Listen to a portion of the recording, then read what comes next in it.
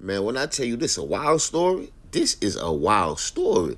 This is 62-year-old Stephanie Dowell, or by her married name, Stephanie Brinson.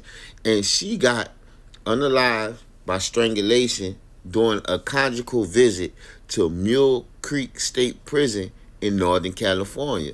Let me tell you more details.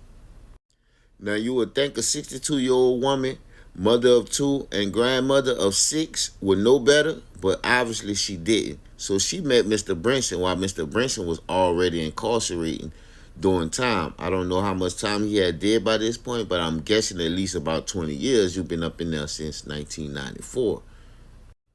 So him and Stephanie Brinson, however they got in contact, I guess it was through an online situation.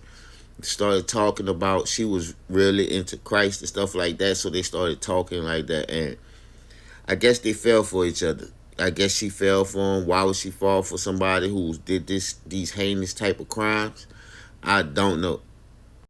So as they talked, their relationship built up, and she eventually married him while he was in prison. Yes, against the wishes of her sons. Her sons say this was a bad idea. And me, just a general person, yes, it's a bad idea. Because whatever he do to you, he already doing life. It's really no harder sentence that he can get. But anyway, and during this time of them being together, I guess it was about 3 to 5 years, somewhere in that span of time, they had plenty different conjugal visits. Everything went smooth, everything was cool. So this was not expected. So all of a sudden, this last conjugal visit that they had, he used the phone inside of the cell because it's set up like more like apartments than a jail.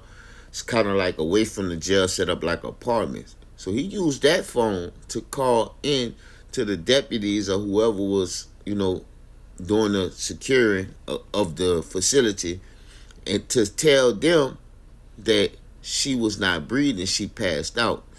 But of course, this was a lie.